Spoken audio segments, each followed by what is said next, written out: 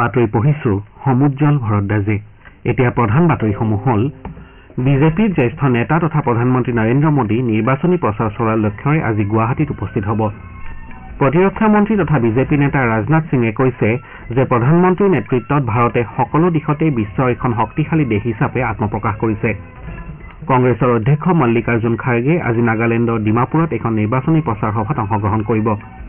ওড়িশাৰ জয়পুৰত সংঘটিত এটা পথ দুৰ্ঘটনাত কমেও 5জন লোক নিহত হৈছে আৰু ছানৰাইজাৰ্ছ হায়দৰাবাদে যোৱা নিশা IPL ক্ৰিকেট প্ৰতিযোগিতাত ৰয়েল চেলেঞ্জাৰ্ছ বেংগালুৰুক 25 ৰানত পৰাস্ত কৰে।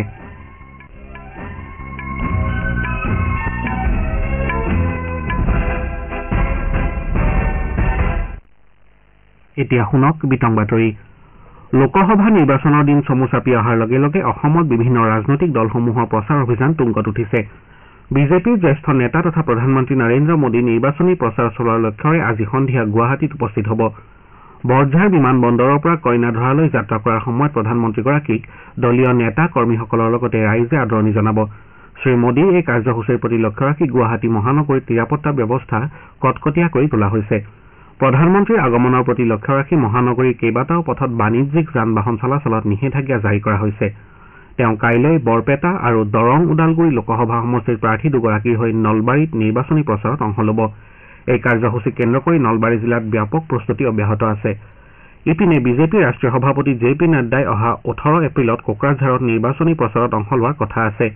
তেওঁ বিজেপি মিত্ৰজোঁটৰ UPPLৰ প্ৰাৰ্থী জয়ন্ত বসুমতাৰীৰ হৈ প্ৰচাৰত ভাগ ল'ব। আনহাতে কংগ্ৰেছ নেত্ৰী প্ৰিয়ংকা গান্ধীয়ে আজি যোৰহাটত নিৰ্বাচনী প্ৰচাৰত অংশ লোৱাৰ কথা আছে। তেওঁ যোৰহাট সমষ্টিৰ বিৰোধী মিত্ৰজোঁটৰ প্ৰাৰ্থী গৌৰৱ গগৈৰ হৈ তিতাবৰৰ পৰা যোৰহাটলৈ ৰোড শ্বত অংশগ্ৰহণ কৰিব।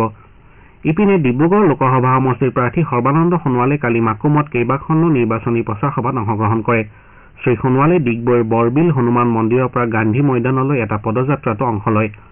বিজেপি নেতা তথা মুখ্যমন্ত্ৰী ডঃ হিমন্ত বিশ্ব শৰ্মাই কাজিৰঙা লোকসভা সমষ্টিৰ বিজেপি মিত্ৰজোঁটৰ প্ৰাৰ্থী কামাখ্যা প্ৰসাদ তাছাৰ হৈ কালি হোজাই লামডিঙত এখন জনসভাত অংশগ্ৰহণ কৰে। তেওঁ শোণিতপুৰৰ বিজেপি মিত্ৰজোঁটৰ প্ৰাৰ্থী ৰঞ্জিত দত্তৰ হৈও তেজপুৰত ৰোড শ্বত অংশ লয়। আনহাতে কংগ্ৰেছ তথা বিৰোধী দলৰ প্ৰাৰ্থীসকলেও নিৰ্বাচনী প্ৰচাৰ অব্যাহত ৰাখিছে। যোৰহাট সমষ্টিৰ কংগ্ৰেছ প্ৰাৰ্থী গৌৰৱ গগৈয়ে কালি তিতাবৰত নিৰ্বাচনী প্ৰচাৰ চলায়। ডিব্ৰুগড় সমষ্টিৰ বিৰোধী মিত্ৰজোঁটৰ প্ৰাৰ্থী লুৰিণজ্যোতি গগৈয়ে কালি তিনিচুকীয়াৰ কেইবাটাও স্থানত নিৰ্বাচনী সভাত অংশগ্ৰহণ কৰে। অসম প্ৰদেশ কংগ্ৰেছ কমিটিৰ সভাপতি ভূপেন কুমাৰ বৰাই কালি ধুবুৰীৰ সমষ্টিৰ প্ৰাৰ্থী ৰকিবুল হুছেইনৰ হৈ মানকাছাৰত প্ৰচাৰ চলায়। অসমৰ মৰিগাঁও জিলাত ভোটদাতা ৰাইজক সজাগ কৰাৰ উদ্দেশ্যে জিলা প্ৰশাসনে আকৰ্ষণীয় মূকাভিনয় ভিডিঅ' মুকলি কৰিছে। এই ভিডিঅ'ৰ জৰিয়তে বিশিষ্ট মূকাভিনয় শিল্পী তথা সংগীত নাটক অকাডেমী বঁটাপ্ৰাপক মইনুল হকে মৌনতাৰ ভাষাৰে ভোটদানৰ বাৰ্তা প্ৰেৰণ কৰিছে। ইপিনে জিলাখনৰ 6টা আদৰ্শ ভোটগ্ৰহণ কেন্দ্ৰত চুনাৱ কা পৰ্ব উদযাপন কৰা হৈছে। জিলাখনত অমূল্য ককাইদেউৰ নিৰ্বাচনী বিধান আৰু নিৰ্বাচনী বিহু নামেৰে এলানি ফেচবুক ছিৰিজো মুকলি কৰা হৈছে। প্ৰধানমন্ত্ৰীয়ে আজি NDA প্ৰাৰ্থীৰ সমৰ্থনত বিহাৰৰ গয়া আৰু পূৰ্ণিয়াত 2খন জনসভা সম্বোধন কৰিব। ইয়াৰে প্ৰথমখন সভা গয়া লোকসভা সমষ্টিৰ গান্ধী ময়দানত আৰু দ্বিতীয়খন সভা পূৰ্ণিয়াৰ ৰংভূমি ময়দানত আয়োজন কৰা হৈছে। প্ৰধানমন্ত্ৰীৰ কাৰ্যসূচীৰ প্ৰতি লক্ষ্য ৰাখি দুয়ো ঠাইতে বিশেষ সুৰক্ষাৰ ব্যৱস্থা কৰা হৈছে। লোকসভা নিৰ্বাচনৰ সূচী ঘোষণা কৰাৰ পাছত এয়া হ'ব শ্ৰীমোদীৰ তৃতীয়টো বিহাৰ ভ্ৰমণ। ইয়াৰ আগেয়ে চলিত মাহতে প্ৰধানমন্ত্ৰীগৰাকীয়ে জামুই আৰু নাৱাডা লোকসভা সমষ্টিত নিৰ্বাচনী প্ৰচাৰ সভাত অংশগ্ৰহণ কৰিছিল। জ্যেষ্ঠ বিজেপি নেতা তথা কেন্দ্ৰীয় মন্ত্ৰী ৰাজনাথ সিঙে আজি তামিলনাডুৰ এখন ৰাজহুৱা সভাত ভাষণ দিব। শ্ৰীসিঙে ৰাজ্যখনৰ কৃষ্ণগিৰি আৰু থিৰুৱান্নামালাইত হ'বলগীয়া ৰোড শ্বতো অংশগ্ৰহণ কৰিব। তামিলনাডুৰ 39টা সমষ্টিত অহা 19 এপ্ৰিলত প্ৰথম পৰ্যায়ত লোকসভা নিৰ্বাচন অনুষ্ঠিত হ'ব। ইপিনে প্ৰতিৰক্ষা মন্ত্ৰীগৰাকীয়ে কালি জম্মুৰ কাঠুৱা জিলাত এখন নিৰ্বাচনী প্ৰচাৰ সভাত অংশগ্ৰহণ কৰি কয় যে প্ৰধানমন্ত্ৰী নৰেন্দ্ৰ মোদীৰ নেতৃত্বত ভাৰতে সকলো দিশতেই বিশ্বৰ এখন শক্তিশালী দেশ হিচাপে আত্মপ্ৰকাশ কৰিছে। উধমপুৰ লোকসভা সমষ্টিৰ বিজেপি প্ৰাৰ্থী ডঃ জিতেন্দ্ৰ সিঙৰ হৈ এই প্ৰচাৰ সভাখনত অংশগ্ৰহণ কৰি প্ৰতিৰক্ষা মন্ত্ৰীগৰাকীয়ে প্ৰধানমন্ত্ৰীৰ নেতৃত্বত দেশে সাফল্য নতুন শিখৰ স্পৰ্শ কৰা বুলি উল্লেখ কৰে। সামৰিক দিশত ভাৰত বিশ্বৰ ভিতৰত অন্যতম শক্তিশালী বুলিও তেওঁ উল্লেখ কৰে। নেশ্যনেল কনফাৰেন্স আৰু PDP লেখীয়া আঞ্চলিক দলসমূহৰ লগতে আনকি কংগ্ৰেছেও ৰাজনৈতিক স্বাৰ্থ পূৰণৰ বাবে 370 নম্বৰ অনুচ্ছেদৰ অপব্যৱহাৰ কৰিছে বুলি মন্ত্ৰীগৰাকীয়ে অভিযোগ কৰে। 3 কোটি লাখপতি বাহনজী সৃষ্টিৰ লগতে বিজেপিয়ে মহিলাৰ অধিকাৰক সুৰক্ষা প্ৰদান কৰিবলৈ প্ৰতিশ্ৰুতিবদ্ধ বুলি মন্ত্ৰীগৰাকীয়ে জানিবলৈ দিয়ে। কংগ্ৰেছৰ অধ্যক্ষ মল্লিকাৰ্জুন খাৰ্গে আজি নাগালেণ্ডৰ ডিমাপুৰত এখন নিৰ্বাচনী প্ৰচাৰ সভাত অংশগ্ৰহণ কৰিব। সভাখন দিনৰ 12 বজাত আৰম্ভ হ'ব। কোহিমাৰ কংগ্ৰেছ ভৱনত আয়োজিত এখন সংবাদমেলত কালি নাগালেণ্ড, মণিপুৰ, ছিকিম আৰু ত্ৰিপুৰাৰ অল ইণ্ডিয়া কংগ্ৰেছ কমিটি AICCৰ দায়িত্ববাহী গিৰীশ চোডানকাৰে অধ্যক্ষগৰাকীৰ প্ৰচাৰ সভাৰ বিষয়ে অৱগত কৰে। জনসাধাৰণে প্ৰধানমন্ত্ৰী নৰেন্দ্ৰ মোদীৰ মিছা প্ৰতিশ্ৰুতিসমূহত আৰু বিশ্বাস নকৰে বুলি উল্লেখ কৰি তেওঁ দেশৰ জনসাধাৰণৰ মানসিকতা ক্ৰমে সলনি হোৱা বুলি দাবী কৰে। সমাগত নিৰ্বাচন দেশৰ ভৱিষ্যত ৰক্ষাৰ লগতে সংবিধানক সুৰক্ষা প্ৰদানৰ নিৰ্বাচন বুলি তেওঁ অভিহিত কৰে। NDPP বিজেপি মিত্ৰজোঁটৰ সমৰ্থকসকলে ভোটগ্ৰহণৰ দিনা 12টা বিধানসভা সমষ্টিত বুথ অধিগ্ৰহণৰ বাবে প্ৰস্তুতি চলাই থকা বুলি তেওঁ অভিযোগ কৰে।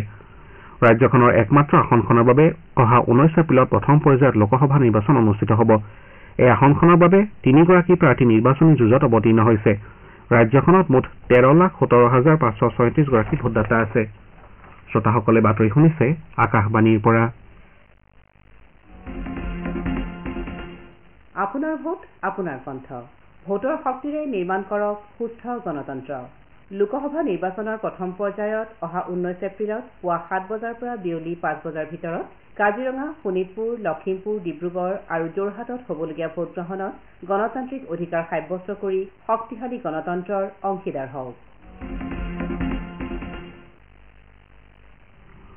ওড়িশাৰ জয়পুৰ জিলাত যোৱা নিশা এখন যাত্ৰীবাহী বাছ দলঙৰ পৰা বাগৰি পৰাৰ ফলত এগৰাকী মহিলাসহ কমেও 5জন লোকৰ প্ৰাণহানি হোৱাৰ লগতে 35জন লোক আহত হয়।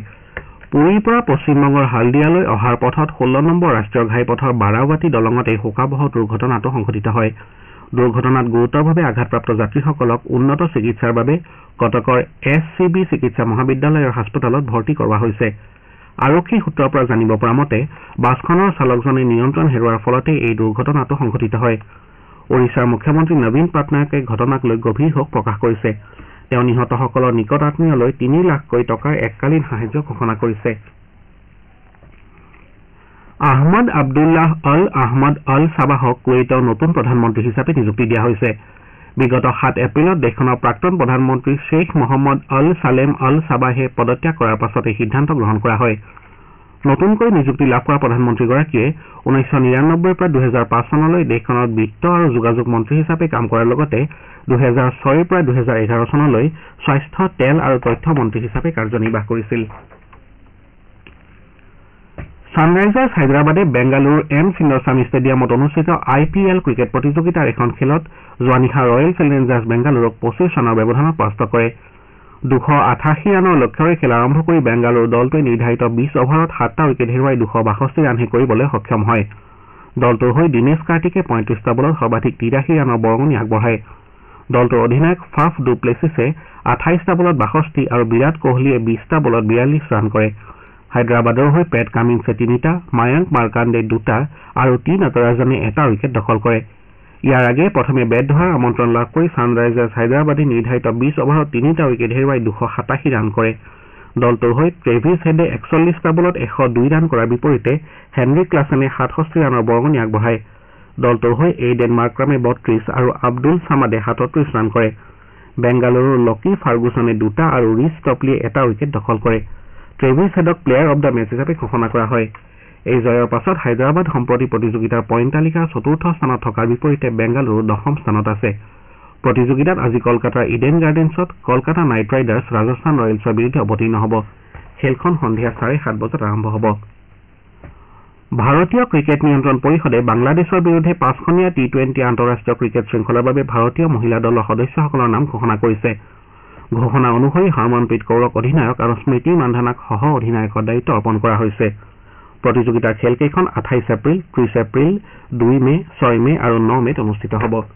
বাতৰি শেষ কৰাৰ পূৰ্বে ঘাই ঘাই বাতৰি কেইটামান পুনৰ পঢ়ি দিছো। বিজেপিৰ জ্যেষ্ঠ নেতা তথা প্ৰধানমন্ত্ৰী নৰেন্দ্ৰ মোদী নিৰ্বাচনী প্ৰচাৰ চলোৱাৰ লক্ষ্যৰে আজি গুৱাহাটীত উপস্থিত হ'ব। কংগ্ৰেছৰ অধ্যক্ষ মল্লিকাৰ্জুন খাৰ্গে আজি নাগালেণ্ডৰ ডিমাপুৰত এখন নিৰ্বাচনী প্ৰচাৰ সভাত অংশগ্ৰহণ কৰিব। ওড়িশাৰ জয়পুৰত সংঘটিত এটা পথ দুৰ্ঘটনাত কমেও 5জন লোক নিহত হৈছে আৰু ছানৰাইজাৰ্ছ হায়দৰাবাদে যোৱা নিশা IPL ক্ৰিকেট প্ৰতিযোগিতাত ৰয়েল চেলেঞ্জাৰ্ছ বেংগালুৰুক 25 ৰানত পৰাস্ত কৰে। আমাৰ এতিয়াৰ বাতৰি ইমানতে অন্ত পৰিল। নমস্কাৰ।